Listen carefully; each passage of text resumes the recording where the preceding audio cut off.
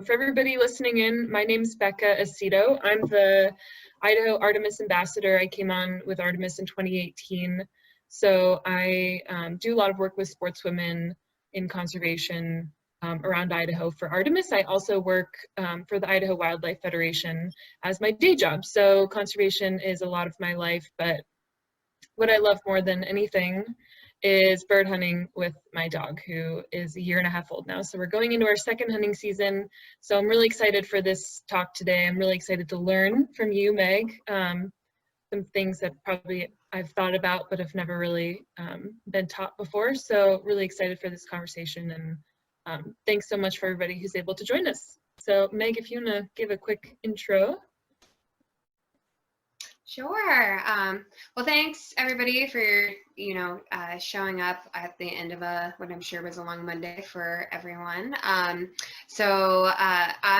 live here in Montana in the Bitterroot Valley, but I practice both in Alaska and Montana, and I've been a practicing veterinarian now for about 8 years, and prior to that I was a certified veterinary technician for quite a while before I decided what I wanted to do.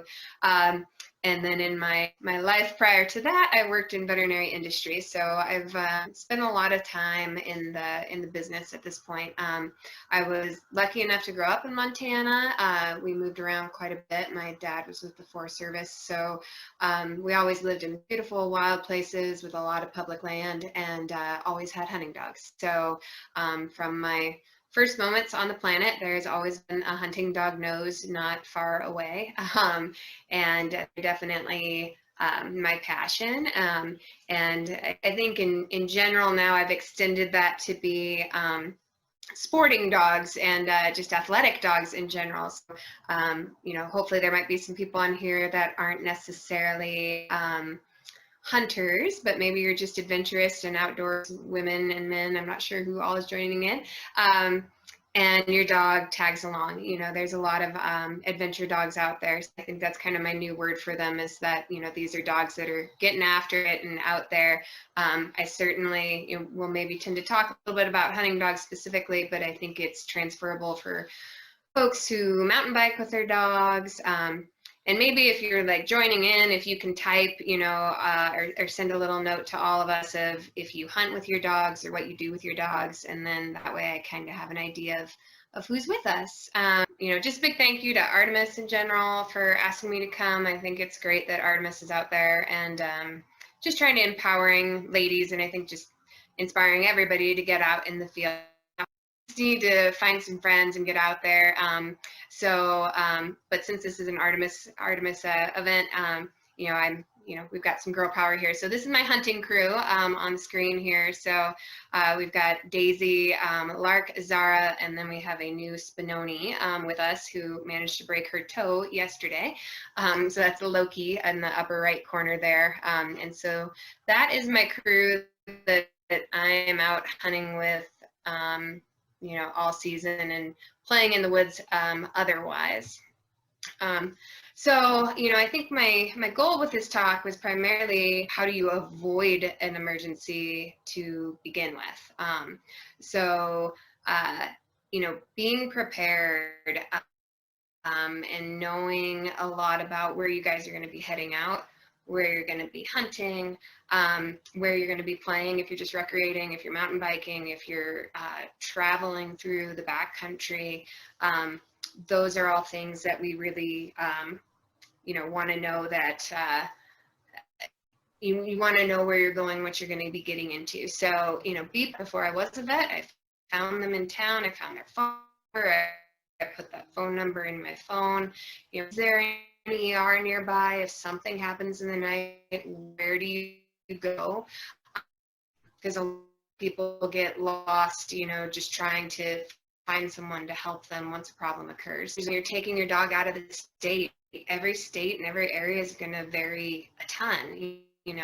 We've got places that have Lyme disease. We have places that have really nasty snakes, and we have some places that don't have that nasty as snakes. We've got places that have heartworm disease, these really chronic, horribly expensive diseases that your dogs can get just by visiting. So the best way to prepare for that is to have if your dog can have a current exam on file, so that when you guys are in a bind in the field, you can call me from the field. I have my hunters do that. I have recreationists do that. I know their dog. I know what they're talking about. And call in prescriptions for you so that you don't have to go to a veterinarian at all where you are, that you can just be treated over the phone via some good old-fashioned telemedicine. So I think that's the biggest thing to get started. So kind of talking about as we travel out and into the field, again, depending on what you're doing, we want to make sure that we have everything that we need. So I have some things that I keep in the truck, and I have things that I take with me in the field. And as a bird hunter, I think for the most part, most of us tend to be kind of circling back, coming back to either a hotel at the end of the night, a campsite at the end of the night, or our truck frequently during the day. If you are an adventurist who's out there and you're going to be doing a 20-mile, hike into the wilderness, followed by another 20-mile hike the next day, I think you have to really think about, things a little differently. So for me, if I know I'm just doing day trips, day hunts, this is kind of what I have in my truck versus in the field. So I've got a full medical kit in my truck. It has all the bells and whistles to take care of things, from bandaging supplies to suturing supplies, staplers. I've got a crate. I've got extra blankets and towels. I've got an e-collar. In the field, for me, when I'm bird hunting, I really don't want to have a lot of weight with me. I think we already are trying to drag a lot of things out into the field some days, it feels like. So there's only a couple things I really carry in the field that'll help me with an emergency that happens in the field. So I have a pair of Hemostats, something that I can pluck primarily porcupine quills with. That's the goal of why you're carrying those. And I keep those, they're just hooked to my vest, and you can get those at any fishing tackle store. You can get them online. So I've got a couple sets because they do seem to wander. And then the heaviest thing I have in my pack that I carry with me is I do carry a pair of really heavy duty wire cutters. And the reason I have that is for barbed wire incidents that don't go well, and primarily for snares. And especially when you are hunting or recreating, we have to remember these are public lands, and you need to look up what the use of those public lands are when you go places. Most bird hunting is going to overlap with some of the trapping season. And so, regardless of your opinion on that, that is just what's going to happen. And the pathways that dogs run oftentimes are the pathways that trappers would put snares. Snares are very hard to cut, and they're very difficult to remove if you don't have the equipment with you. So you need to make sure that the wire snippers that you purchase are going to be hefty enough to do the job. There are some small ones out there. You don't have to be rolling around in the field with a pair of bolt cutters. That's kind of ridiculous. But you really want something that can cut, a very thick pin, something that can help you out and get you through that. The other thing I keep in my pack is some duct tape. Duct tape makes the world go round, and there's the old joke of, if it's not fixed yet, you just add more duct tape. It's very true. You can make a bandage, you can make a sling, you can make all sorts of things out of duct tape. So a water bottle, you can never ever carry enough water. We'll talk about that. And then I carry as well a slip leash. If you think about when you go to the vet and they put that little kind of flimsy cloth-like leash around your dog's neck, that's a leash that you need to have in the field. There's many reasons why you want to leash your dog after it's been injured, but the other thing that leash can do is it can double as a muzzle. And I know there's probably a few of you that are thinking that your dog would never ever bite you, and that's the one promise I can make you. Everyone's dog will bite them, or could bite them, regardless of how much they think the sun rises and sets on you. So the last thing you want is to be hurt in the field, because if you're hurt, then obviously nobody's getting any help. So kind of my next thing of, how are we going to be getting there to these places we're going to visit? So how is your dog going to travel? Yes, and this is my lark who's interfering with the video. I think most of us now, our dogs are so bonded to us, they're riding shotgun, all these things. But riding shotgun is pretty dangerous. Riding in the back of a truck is definitely dangerous.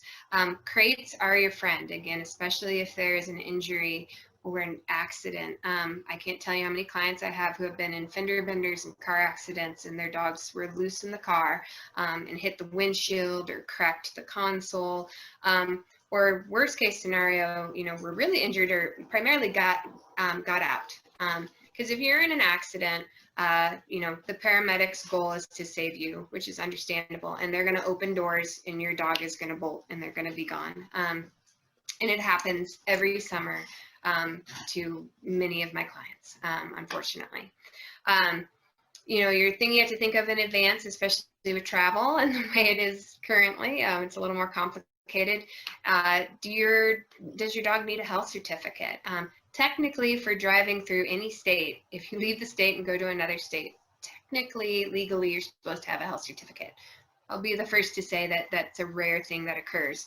But if you're going on a plane, if you think you're going to bebop around through many states, having a health certificate can be a good thing. And again, it gets you a current exam with your vet. And again, like we were talking about, knowing what the dangers are going to be of where you're going, and that's where your veterinarian can help you out. You can, book an appointment to say, I am just going to go, we're going in and we're going to go hunting around the Great Lakes. I use my uncle as an example. He went hunting around the Great Lakes with my father and our dogs, and his dog did not have tick prevention on. They thought it was late enough in the year. They thought it was cold enough. And a month later, that dog popped up with Lyme's disease.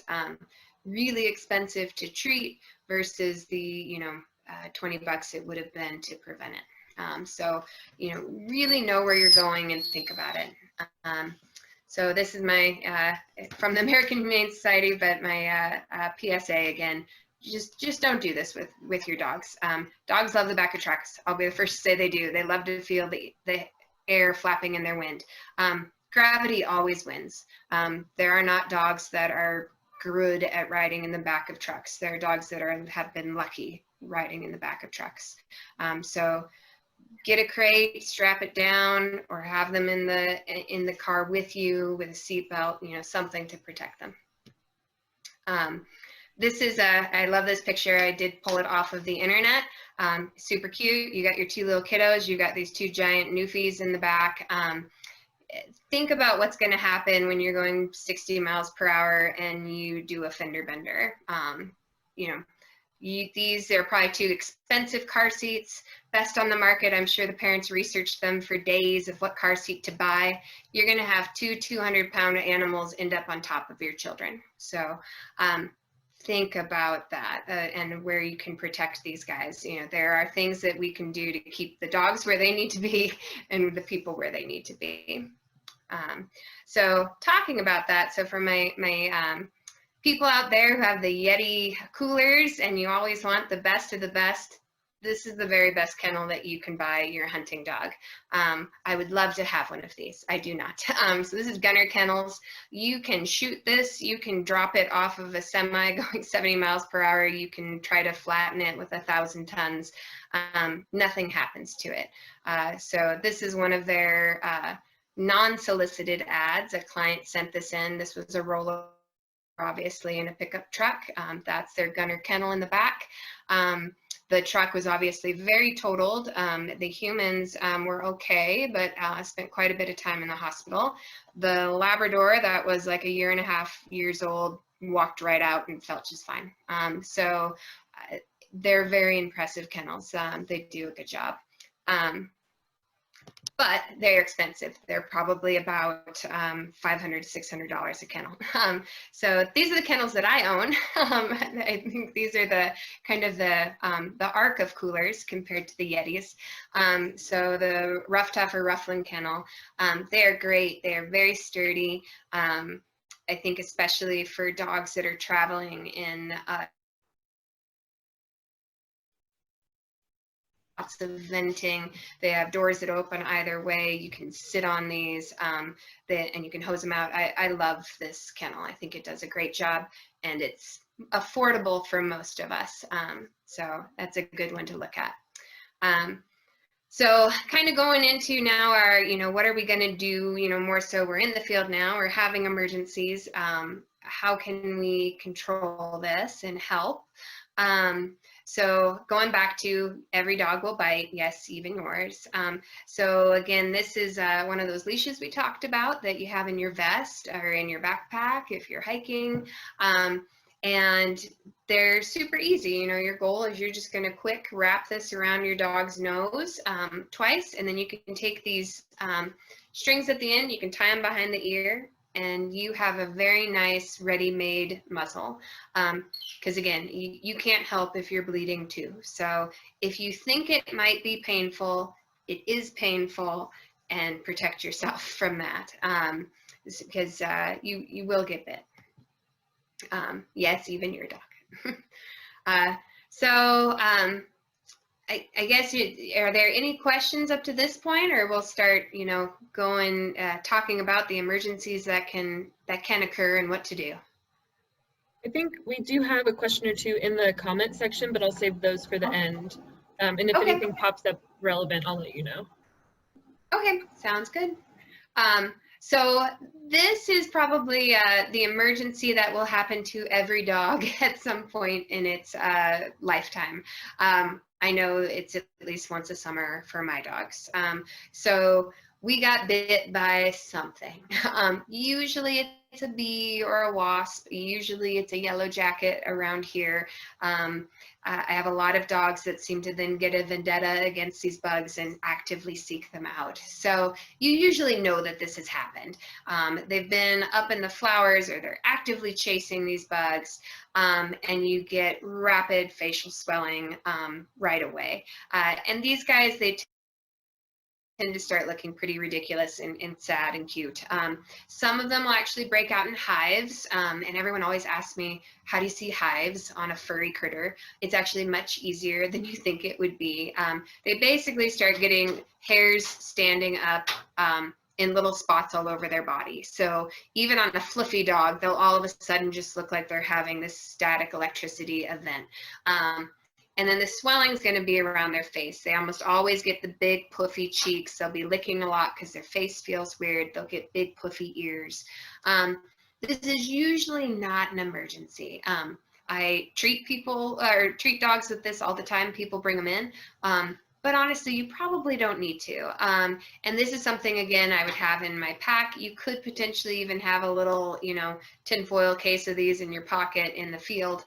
But Benadryl is your friend in this circumstance. So it's pretty easy. Benadryl comes as 25 milligram tablets. It's 25 milligram tablets per 25 pounds. And you can repeat that every 6 hours or so, as long as swelling is persisting.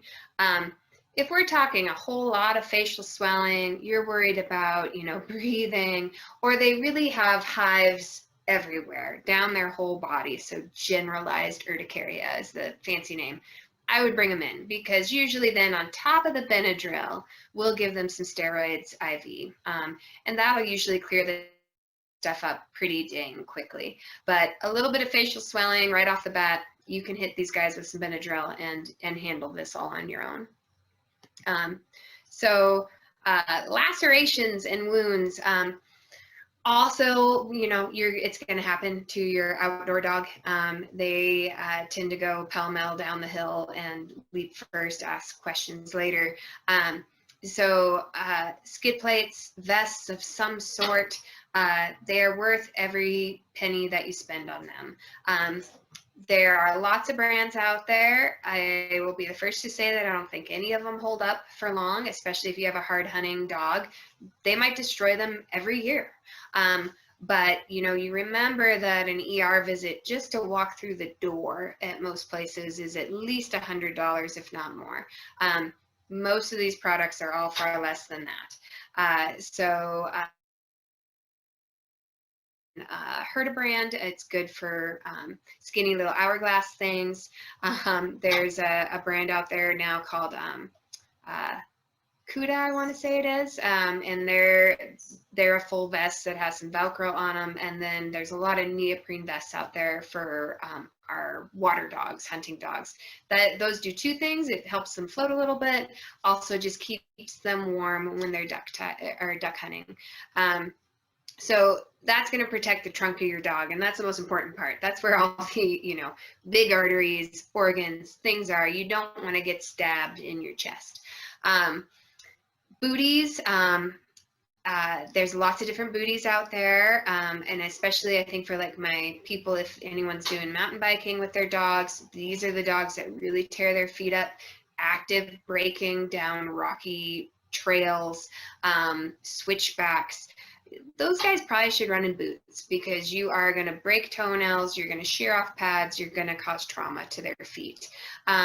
I think the best thing overall is to try to, again, plan where are we going. We don't just decide, you know, a week before, we're like, oh, now we're going to go to Arizona and we're going to hunt quail and it's going to be awesome. And my dog's been running in the spongy Bitterroot Valley this entire time. You know, I think we have to plan for those things again. And just like us, we need calluses on our feet. Dogs need calluses on their feet. So running them on different substrates so that their feet toughen up is super important. If you are going to go someplace like the Southwest, you're going to go chase quail, having some really heavy duty boots tends to be important, because you're going to be dealing with cactus, and not the kind of cactus like we have in eastern Montana, like and all sorts of nasty things that they really need some big boots on. And then every night, a thorough look over. There's a couple spots on dogs that they tend to get stabbed, they tend to get lacerations, and people won't see them for hours or even a couple days, and it's amazing. I call it the mud flap area. So you got your armpits, you got that little flabby piece of skin in their back groin area, that's the mud flap. They will oftentimes get a stab there, and then because the way their skin is, it just kind of comes back together like saran wrap, so people don't see it until you'd be surprised how big these wounds can be and how little they can actually bleed. So I have a picture of that coming up. So this was an adventure dog. He was camping with his parents. Never really acted that lame, kind of acted tired that night. Slept on their bed all night, and when he got up in the morning, he left a little blood smear. She left a little blood smear, and that's what cued him in. And lo and behold, we had that giant hole the entire time. If your dog's standing, though, you're not going to see this. And I know it seems crazy that anyone could miss that, but it's so easy. And I've honestly done it on my own dog until they got home from hunting.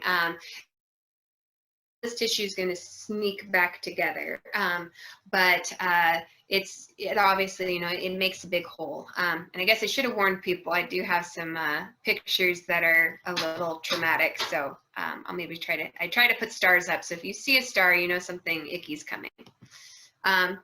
This is my own lovely creature. This is Daisy. Daisy makes me drink. I operate on Daisy at least once a year, it seems like, and Daisy is only 4, and she definitely is an all-in type of girl, and so this, again, I would say is probably our own fault to some extent. She was running just below my parents' property, down along the river, did not have a vest on, and was running at about 50,000 miles per hour and ducked under a tree that a beaver had chewed down. So it had all those nice sharpened little spears that beavers like to make. And she caught her front shoulder and then basically took her hide off all the way down to her hip. This picture's not the best because you can't see the laceration extending up and over her back, but this took 3 surgeries to put back together. And in the middle of this, you can see actually her skin died, and that's why we had to do a 3rd surgery. And so this is after I took that tissue off, had to let it die completely, and then put her back together again. So this is what my girl's running now. This is Zara, and this is a Herta brand again, you know, it's pretty good. But I still replace this probably every 1.5 years or so, just because hunting dogs do what they do. So I'd rather have a vest be destroyed. I'd rather have a zipper ripped out and a hole in the vest than in my dog. But you can see we got good belly coverage. We got lots of high neck coverage, which a lot of vests don't do. And we got some back coverage. So, you know, it's not necessarily going to save you from the mud flap wounds, but it'll hopefully save you from the big problems. Bandaging. I think everybody who has a dog needs to be super proficient in putting a bandage on. And if you go to, I've got an Instagram page, I've got a video on there of how to place a 3-layer bandage. But this is a picture of kind of all the stuff that you need in regards to bandage placement in the field. And this should be in your medical kit. So we want to have some wound cleanser. So that's up and off to the upper right there. You want to have vet wrap. You want to have both some cast padding, which is this kind of larger white fluffy looking thing. And then you want to have some roll gauze. So it's more of a really kind of stretchy, webby type of bandage material. And then we got Telfa pads and we got some white tape. And so if you watch the video I've got on my Instagram page, it'll guide you through, you know, how do you put these bandages on? And it takes some practice. You know, dogs are a whole lot worse than people in regards to keeping a bandage on. And so it really does help to practice. Watch a lot of videos. There's tons of good videos online. I'm certainly not the only one who's made one. And I think it can really speed things up for people. As far as, you know, bandaged materials, this is what you're going to go through a lot. So if you have anything in your med kit in your truck, lots and lots of extra bandage material, because your dogs will take the bandages off. You'll have to replace them. They'll get dirty. They'll get wet. You'll have to replace them. And so you will breeze through this stuff quicker than you think. I think probably the next thing that I wanted to go over was pad injuries. You know, again, these are the most common things. Pretty much everybody is going to bump into all the things we've talked about so far. If you're really getting it done. And I call this kind of the weekend warrior wound, because again, like we talked about, pets need calluses too, and we all work all week, and then we just want to get out there and get after it. And you know, our dogs, you know, are also just sitting on the couch while we're at work, so they're not working out either. And so this, we go out, we do these big hikes, and then their feet can actually flake off. These can look terrible. They can look really horrifying. They look worse than they are. They're basically very large glorified hangnails. Keeping your dog's nails trimmed really short and well will help, you know, hopefully keep you from having nail injuries. I've got a video about that too on Instagram of how to trim your dog's nails, even if they're black nails. Everybody's afraid of that. But the big thing, your dogs are going to want to lick these. And so we need to keep them from licking. That's where our cone of shame comes in. And if you have that good relationship again with your veterinarian before you even go out hunting into the field, I want all of my clients personally, I send them with some anti-inflammatories. I want them to have things they can use for when their dogs are a little achy. It's understandable. They're going to work really hard. But this is kind of what these feet look like. So this is my own bad. This is Zara's foot, my little red and white there. I do think my lighter colored dogs tend to have softer feet as a general rule. This is fairly minor on her, but you can see this kind of, she sloughed the outer layer of her pad. You can see some oozing and some bleeding. These sting, and you can see there's like some flaky parts on the edge of the pad. That is the callus that's just trying to flake off. So what you do is you actually just trim that dead skin off. It seems really scary at the time, but this outer layer, this callus, is just, it's not alive. It doesn't have nerve endings. If you're getting too low and your dog's reacting, you're getting too close. But again, it's like a hangnail in us. The reason the hangnail hurts is because it's catching on things. If you just trim it down, it feels so much better. So if you have flaky skin, it's sloughing off, that's what you want to just trim right off. And then, you know, they usually need to sit it out for, you know, about 5 to 7 days, unfortunately. But after that, they can be back out and hunting. If you let them lick these, that's when it's going to become an issue, and you're going to lose a lot of time, because then they're going to give themselves a dermatitis in between all their pads, and you're really going to struggle. So let's see here. My little, there we go, hi Lark. So this is the worst one, looks horrible again, but all this little flaky skin, you just are going to trim that off. You're going to take a pair of scissors and trim, trim, trim. It's quick, it's easy. You can soak their paws in some cool water to kind of make this more comfortable. You can put a little bit of lidocaine gel on their paws to make this more comfortable. This is also the point that you do not want to realize that your dog doesn't like having their feet touched. For any emergency, it goes back to being prepared. You know, discovering that you've got to pull a burr, you know, out of your dog's eyelid, or, you know, trim their feet when they look like this, and you discover that, man, I never worked with my dog's toes, and my dog has strong opinions about their feet being touched. That's not the time you want to discover that. And a lot of people do. All of a sudden, I had no idea my dog didn't like its face touched. So you got to work with your dogs. They have to be, you know, willing and able to have you touch everything when it's ouchy and it's painful.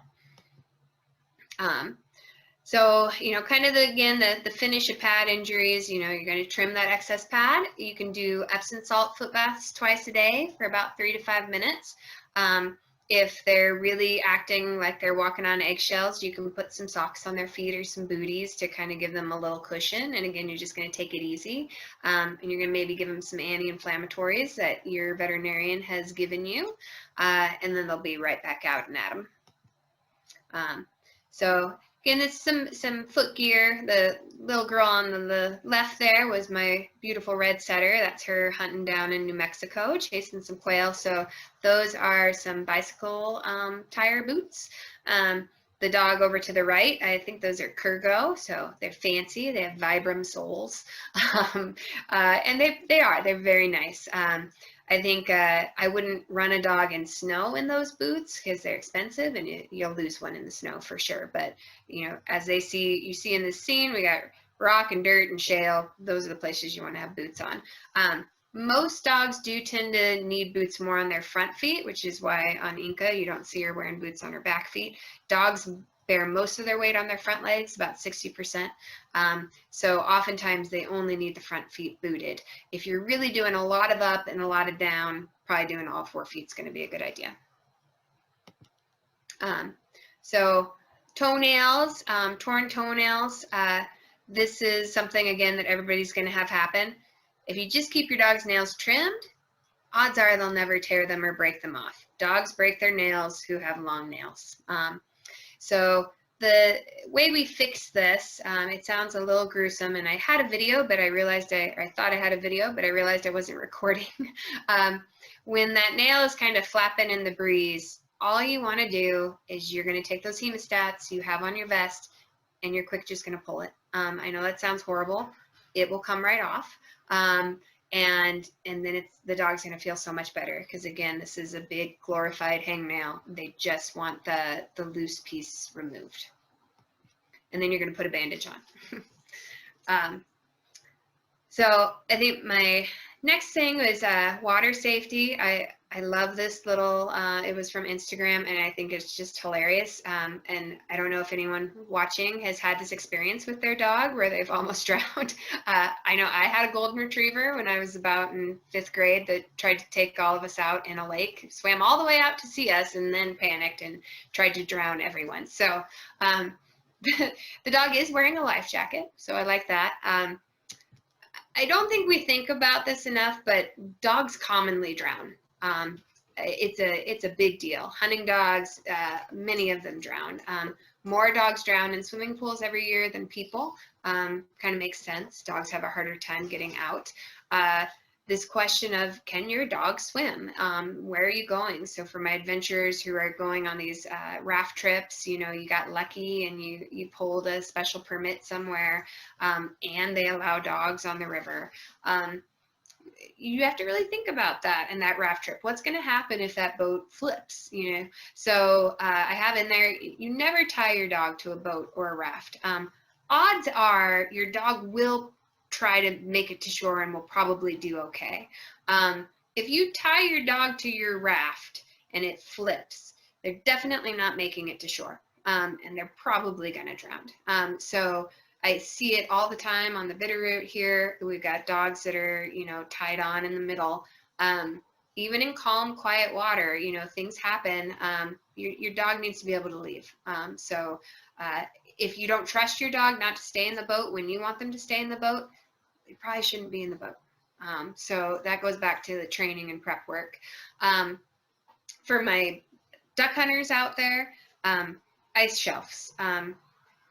They terrify me. You know, I've had some close calls with my own dogs. I've heard horrible stories from my friends. You know, and for people who don't know what an ice shelf is, so again, we're hunting on the banks of a river. You've got a very fast current that's moving under some thick ice. And it's basically the equivalent of being swept under a log jam. You get swept under an ice shelf instead. People drown also every year trying to save their hunting dogs from these very incidents. So just avoid them. Be smart. Look at where you're hunting. You know, is there an ice shelf nearby? If you shot a duck, could it fall out there? You know, you have to think about all of those things, you know, and as a doctor, I think, because I see the worst case scenario all the time, every day, you know, it's hard, you know, sometimes to think that way, but we need to think about, you know, what could happen, and what's the risk, and is the risk worth it? They do make wonderful life jackets for dogs, and life jackets for all. Everybody should have one. And even if your dog can swim, which this is a friend of mine up in Alaska. She was a veterinary technician up there. She's obviously got a Newfoundland and a Labrador, who are two very big swimming dogs. The Newfie is actually being trained for water safety. But he wears a life vest for all of his water safety as well. Dogs get tired. We all get tired. And so life jackets are your friend. Also helps you pick them up. And most of them have handles on the back, so you can swing them right back into the boat when you need them to. I think my next one was snake bites. We are lucky here in Montana. We do have snakes. We do have rattlesnakes. We have prairie rattlers. They're pretty wimpy. They're not going to do much. I think I saw that we had somebody watching who's from New Mexico.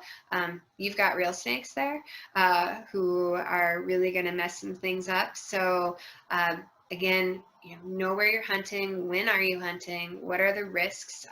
So around here, our hunting season is going to open in a couple weeks. We open on September 1st.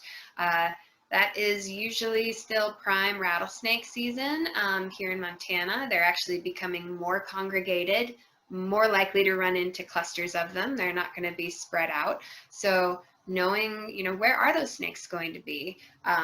If you're going to hunt early, which I will admit, I don't do a lot of hunting in September because I do worry about snakes. But if you're going to hunt early, where are you going to be hunting?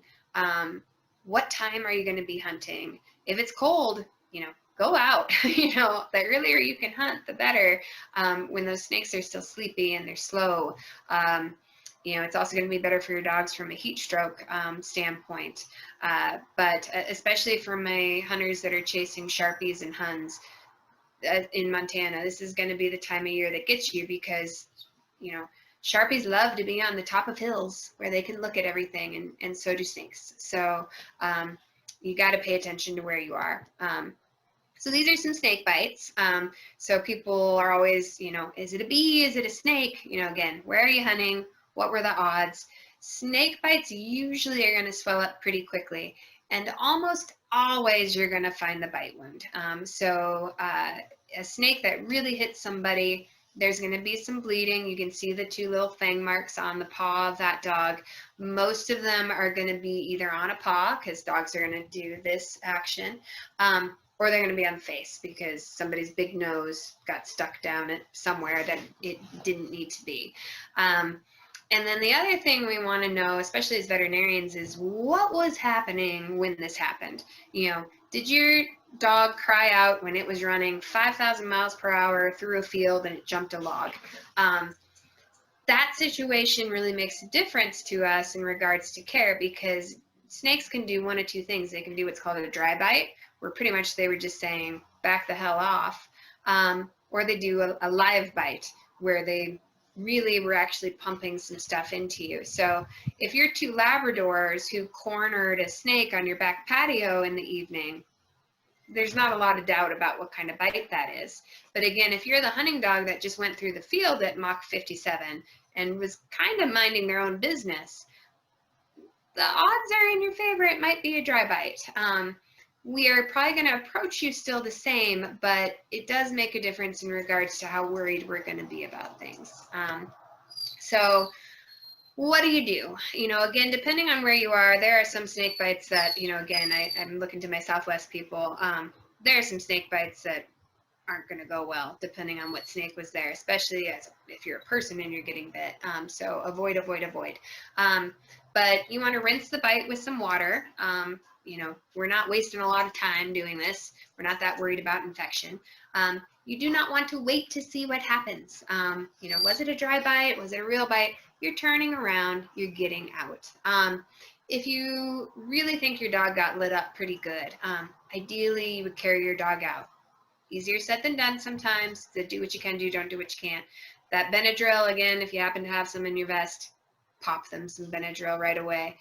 Do not waste your time doing tourniquets and cut downs or crazy suction things. Don't do it. Don't do it on your friend. Don't do it on your dog. There is a vaccine for snakes out there. It's fairly controversial amongst veterinarians. I will admit I'm not a fan. I don't use it or recommend it. But it doesn't change the scenario. And I think that's where people get confused with snake bites. They think their dog's vaccinated, and so thus it doesn't need care. It does still need care. The only thing the vaccine supposedly does is buys you more time to get to a veterinarian. They feel the response may be less and your hospitalization might be less. It does not mean that you don't need antivenin. It does not mean that you don't need treatment. And I've had a lot of people who had dogs that were vaccinated and assumed that meant they could wait until the next day to come in. That is not what that means. So as far as carrying your dogs out, I do not own this yet. I have it in my mind that I feel like I could build this out of a strategic, like a shopping bag or something. But this is a product. It's called the Fido Pro Airlift. It looks pretty nifty and neat. Obviously this guy's climbing up a hill with a large Labrador, and it seems to be working pretty well for him. But I think you have to think about that. If you've ever been stuck, I know I've had a dog I had to carry out of the field who I thought was light and became very much less so. What could you do? How would you get your dog out? Unfortunately for a lot of people, they leave their dog. You see those stories all the time of the dog got tired on a hike, it got left on top of the mountain, its feet were too sore. That torn pads, it seems really simple and not like a big deal. That's the #1 reason these dogs get left on the top of mountains. Their feet just hurt and they don't want to walk anymore, and the people can't carry them. So some more just sad pictures of dogs looking super cute with their snake bites. Luckily, if they are treated and they're started on some antivenin, most dogs do very well. In Montana especially, they tend to do great because our prairie rattlers don't have much power to them versus, you know, down south where we've got diamondbacks and other scary things. But the amount of swelling you have can be pretty impressive. And so Meg, I'm gonna jump in really quick just because we had Sure. a few questions on snakes, but just another option that isn't necessarily a veterinary topic, but I know a lot of people, myself included, have put their dogs through rattlesnake avoidance training, Yes. which is sort of more of a precautionary measure rather than mitigation. Yep, and it is that. And thank you for saying that. I usually remember to. That instead of the vaccine, that is what I recommend to all of my clients. All of my dogs, with the exception of my youngest, have been through it. It's amazing, and I think I think there is a slide coming up about avoidance training, because there's a couple critters that there's avoidance training for now. And it's at least going to really protect your dogs more so from those live bites. Dogs who have been through avoidance training aren't going to corner that snake while they're hunting and really push at it. You know, dogs with avoidance training, I've heard stories, actually have rescued family members who were getting near a snake. You know, I've heard of labs that push their owners away. So it's a pretty impressive thing. And I think far, far more effective than the vaccine. I also think the type of dog you have is important. So again, I've got these silly little ridiculous setters. Most pointing dogs are going to point a snake. Not, you know, that's not everybody, everyone's different, but most of your pointers, if it's weird, they're going to point it, which will save them from a lot of headache and trauma. If you own a retriever, I'm sorry, you guys need to have additional funds set aside for those kids. They make poor decisions all the time, from eating something stupid to, you know, touching something stupid. That's what we've bred them to do. They're bred to be bold, to get in there, to try to get it up. You know, so they tend to be the ones that get bit. And also my healers, you know, again, any of my dogs that have been really bred to not slow down, to speed up when they see something that they want. Those dogs are going to get bit. But were there more questions, Becca? Nope, I think that was it. I just wanted to make sure we touched on that. Yeah. So porcupines and other stinkers. So skunks and porcupines, again, it's going to happen to you. Again, if you have a setter or a pointer, you might be lucky. I've lost count now of the number of porcupines my girls have pointed, thank God. Whereas my retrievers, again, not always so much. So couple quills in the face. This is why you have a hemostat on your vest. Leash muzzle. These are really ouchy. And hemostats to remove the quills. The big thing about removing quills is you want to hold the skin down nice and taut. I don't know if you guys can see Lark's head here, but dogs have very stretchy skin, so if you're pulling on a quill, the skin actually comes up with it, which can actually drive other quills in deeper. I've learned that the hard way.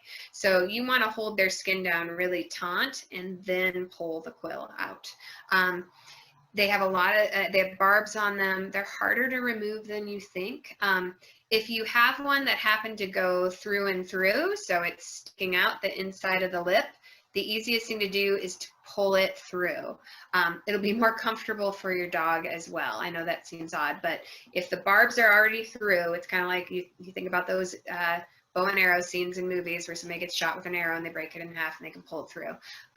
It will work better to get those out.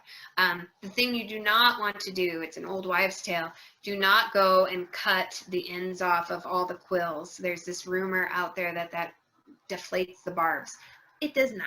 It makes them now a lot shorter, more likely to migrate in, and now I have to work twice as hard to try to get the buggers out, because oftentimes just as we're trying to pull them, the quills are going to fall apart on their own. So the longer the quill is, the better. Skunks, Luckily with skunks, they really can't be that harmful unless you get a really bad direct hit to the eyes. So again, I'm speaking to my lab people. You know, when you have that yellow nastiness, like the gel across their eyeballs, you want to rinse with some water and some saline. I did have a dog have severe corneal damage from getting a direct hit to the eyeball. The stuff they spray is very acidic, and so it can cause some damage. But for the most part, they're just going to be stinky.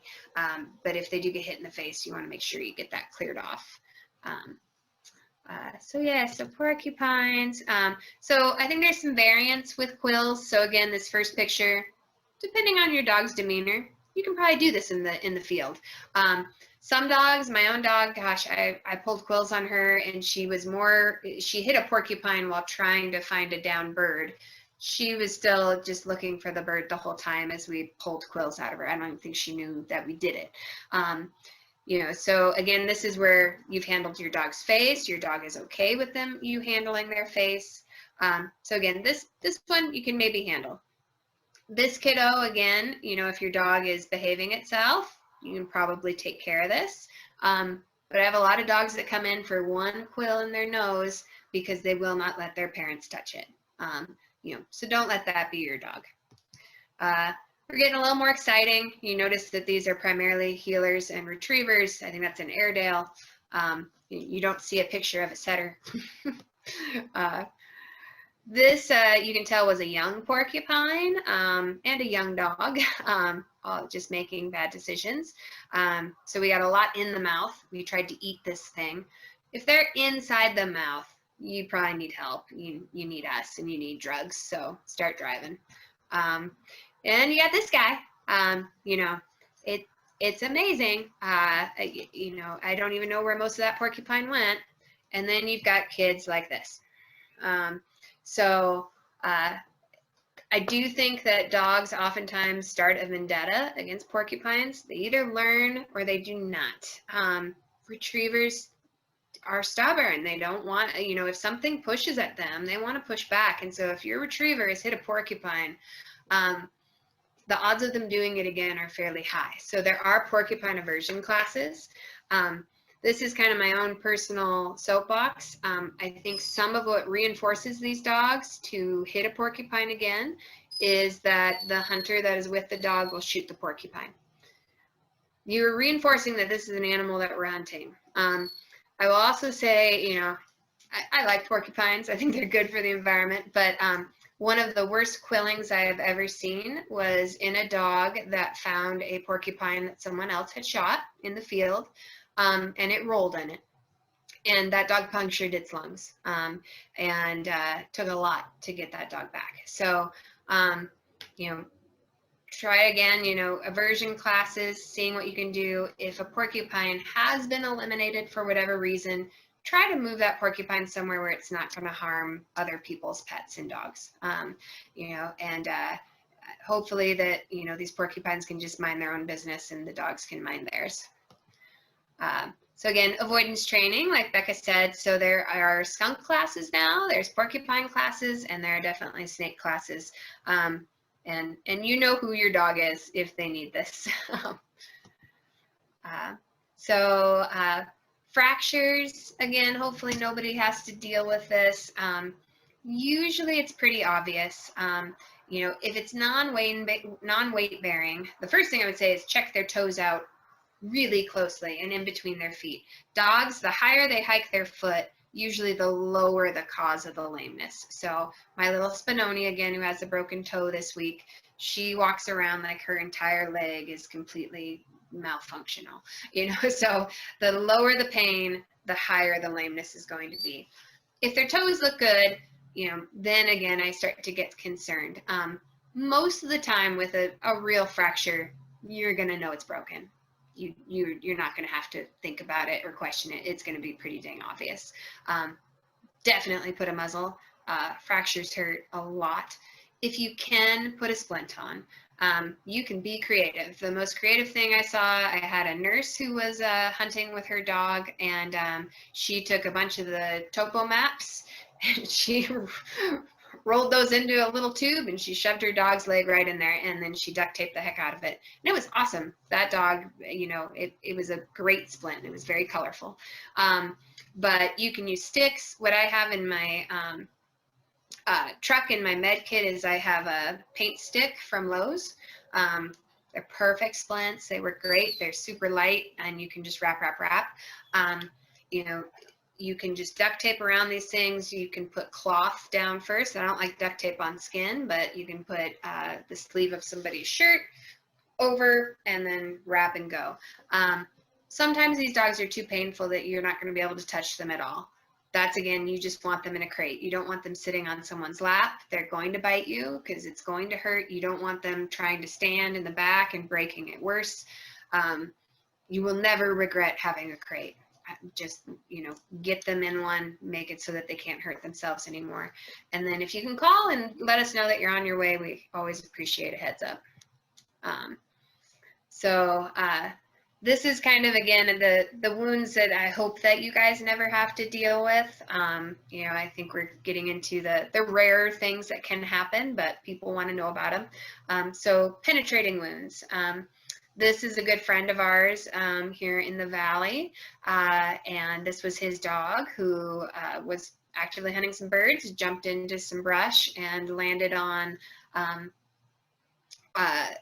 I think it was a stick or an old piece of metal. They were hunting around some old homesteads where birds like to hang out. And she managed to put a very large hole in her chest. So the star is moving for people who are squeamish. So she was super lucky. She managed to not hit a lung. She managed to not hit her trachea, which you can see in this picture, or her carotid artery or jugular, or all sorts of things. There is a piece of stick in the wound still there. So if your dog does this, ideally you do not remove the object. Don't try to fish something out. Sometimes that's all that's keeping the red stuff in. Just let it be there. Cover it if possible. Again, if you're in the field, we got shirts, we got gloves, we got scarves, you got extra things. You know, again, that's where I'm not carrying bandage supplies with me, but you know, you can give the shirt off your back and then duct tape, duct tape, duct tape. If it's over a chest, if you see anything weird with how the wound is moving and it's over the chest, put something like saran wrap, a plastic bag, something over top of that, and again, wrap. We worry about lung damage when you get hit in the chest, and get yourself to a vet as soon as you possibly can. In hindsight with this wound, a skid vest likely would have stopped this. And she wears one now. Yeah, this was a bummer of a case. I still am deeply saddened by this. Wonderful guy, wonderful dog, good hunter. I think we sometimes all get into the heat of the moment. So he was hunting by himself. His dog was on point on the other side of a barbed wire fence. He was trying to quickly get to his dog, and climbed over the barbed wire fence to get to his dog, and didn't break his gun open, as we're all taught in hunter safety, because he wanted to get there, and his gun went off, and this is what happened. So this was his knee, at, you know, again, fairly close range, and we weren't able to save this leg, so unfortunately it had to be amputated. But you know, a horrible way to learn a hard lesson. It's a good reminder for everyone though, especially with bird hunting. I think we have multiple people in the field sometimes. We've got dogs running up and below skylines. Always choose to miss the shot if you have a question. You know, the Hail Mary shots, things like that, you know, again, I think you just always have to, you know, choose to miss. Yeah, this one was a bummer. But I guess that is the end of the slides. Oh, I see a gearless question. That's my first question I've read, so I apologize. I actually had that to pop up here. I hope if people can see that, I'll leave that up for a little bit. So that's a list of the things in orange are what I have again in the field. I just started adding zip ties. That was actually, I have my little Instagram page, and one of my followers suggested that, which is an awesome suggestion because it's for opening things like conibear traps. Again, hopefully no one ever has to deal with that, but you're not getting one of those open by yourself. You know, you probably will need a friend, but zip ties might actually get you there. So, and I think there's just so many things you could use zip ties for. I'm excited to have those in my pack. You know, they weigh nothing, and it was just an awesome suggestion from that person. So Meg has been very helpful. Even if you didn't know it, Meg, you've been very helpful for me getting ready for hunting season and just little reminders, you know, of what I should be thinking about this time of year. So it's been awesome.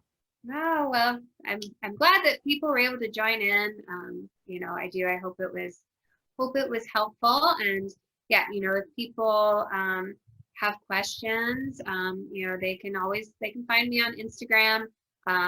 You know, I can't treat people over Instagram or treat their pets, but I certainly am happy to answer, you know, questions in general. And I love people sending me like ideas for posts, because I run out of ideas for posts of what to put up. And so there are just a lot of days it's cute pictures of setters. But hopefully you follow, and you know, yeah, but and hopefully you start following Artemis and the National Wildlife Federation, Montana Wildlife Federation, if you're in Montana. You know, because it's I think the biggest thing is to get these guys out. We got to have public lands for them to run around on. So you know, hopefully everybody votes to continue to support that. Definitely. Yep.